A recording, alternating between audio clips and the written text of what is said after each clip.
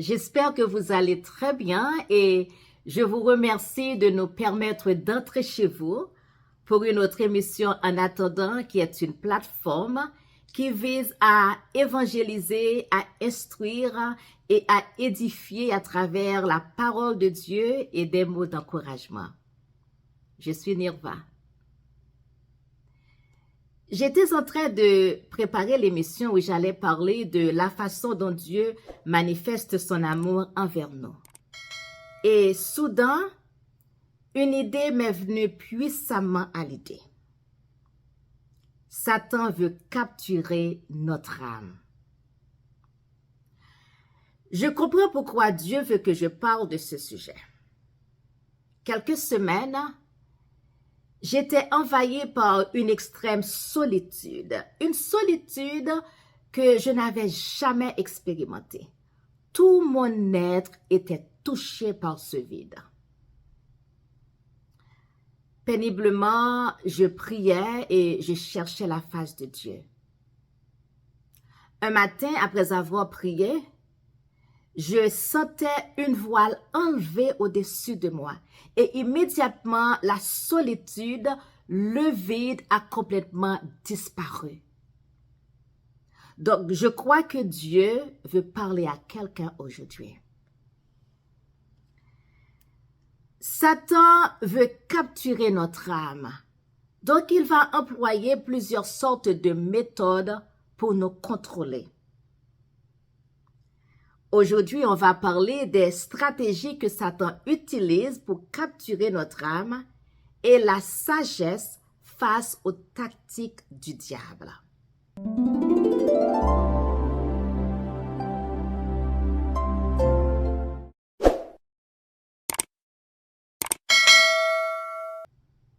Est-ce que vous luttez avec la dépression, la peur, la culpabilité, la solitude et le découragement?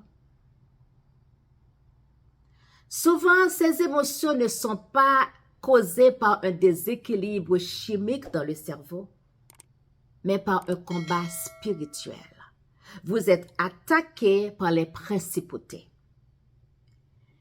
La Bible nous le rappelle dans Éphésiens 6, verset 12, « Car nous n'avons pas à lutter contre la chair et le sang, mais contre les dominations, contre les autorités, contre les princes de ce monde de ténèbres, contre les esprits méchants dans les lieux célestes. » En d'autres termes, vous ne luttez pas contre des personnes, des entreprises, des gouvernements ou même des circonstances, mais contre Satan, l'ennemi de votre âme. Dans 2 Corinthiens 10, verset 12, Paul dit, « Nous renversons les raisonnements de toute hauteur qui s'élèvent contre la connaissance de Dieu, et nous ramenons toute pensée captive à l'obéissance de Christ. » Satan veut capturer votre âme parce qu'il déteste Dieu de tout son être. Alors il attaque les enfants de Dieu, vous et moi. Il vous attaque dans vos pensées et vos émotions. Son but est d'avoir le contrôle total de votre destin, car la peur, la solitude et le découragement et les pensées négatives peuvent vous détruire petit à petit.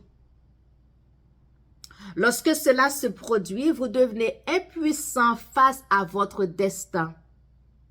Vous êtes donc sous le contrôle de Satan.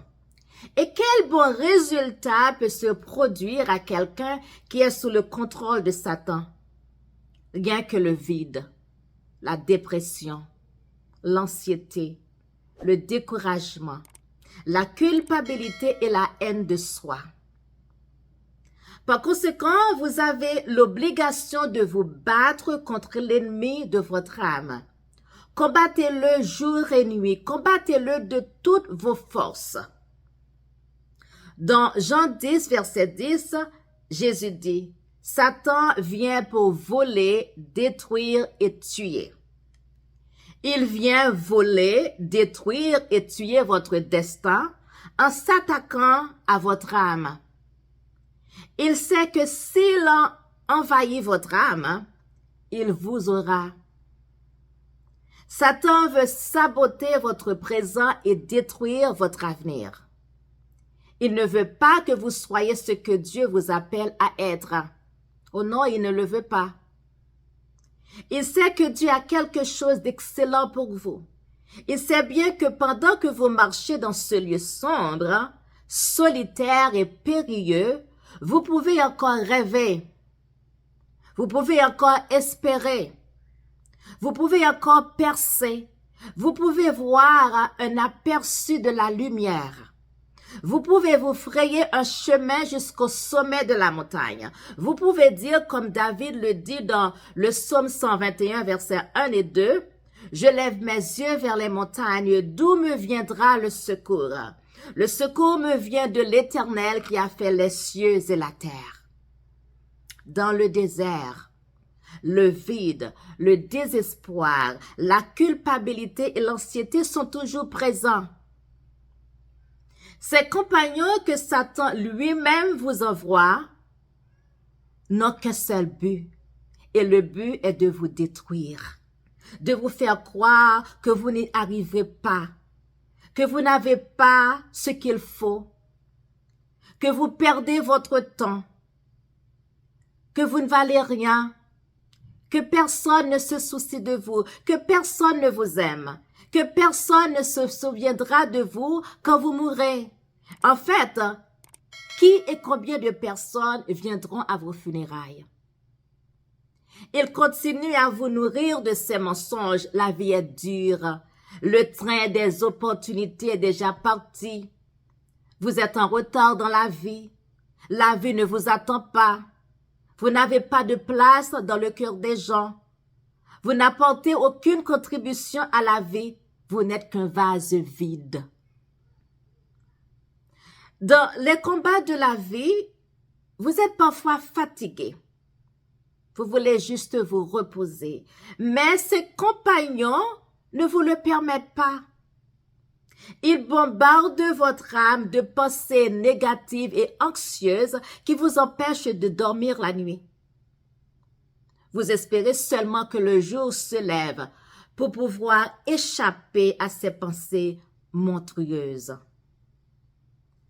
Ces compagnons vous sont très fidèles dans votre voyage de vie, dans le désert.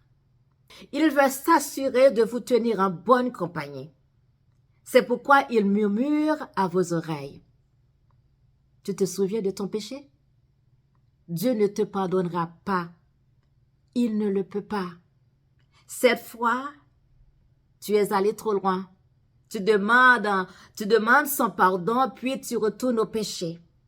Tu es une honte pour le corps du Christ. Pourtant, vous rassemblez vos forces et criez vers Dieu.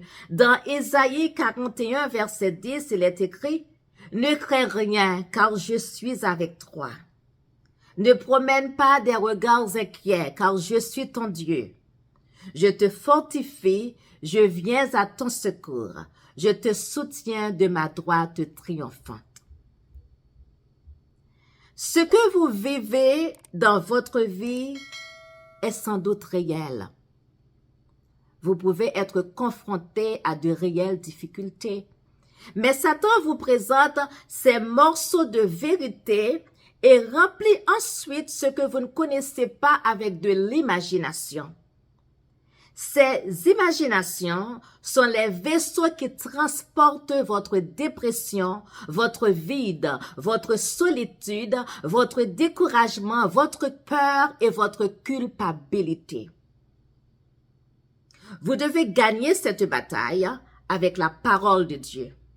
Alors ne vous laissez pas succomber par son attaque. Défendez-vous avec la vérité de Dieu, la parole de Dieu.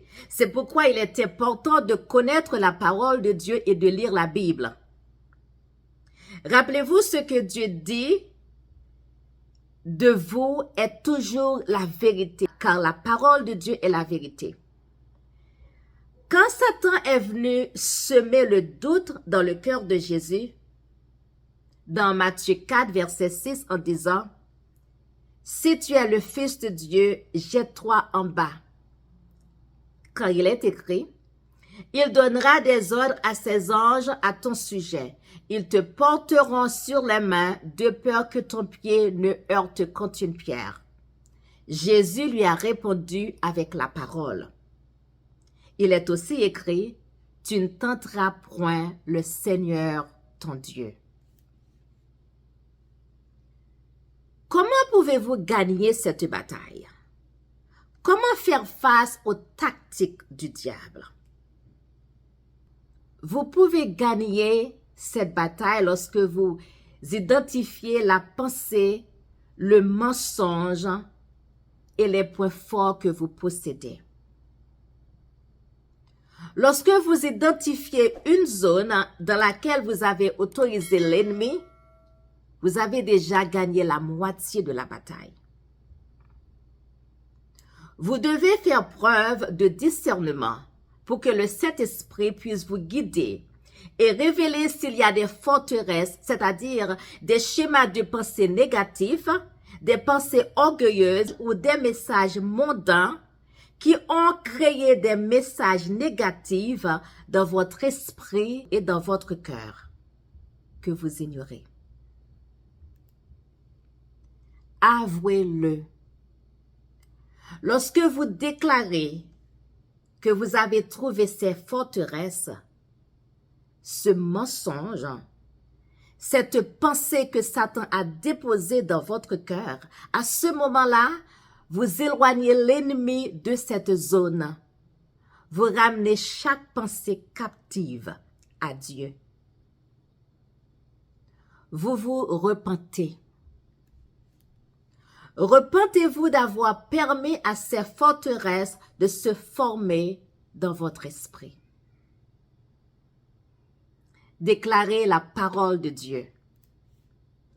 Vous êtes en accord avec la parole de Dieu. Vous déclarez ses promesses et sa vérité.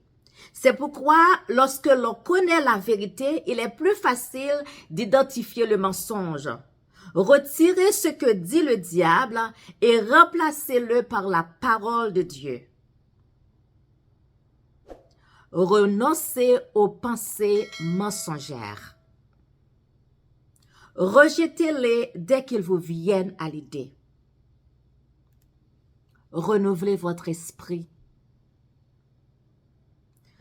Vous devez lire et étudier la parole de Dieu avec ouverture d'esprit jusqu'à ce que Dieu change votre façon de penser.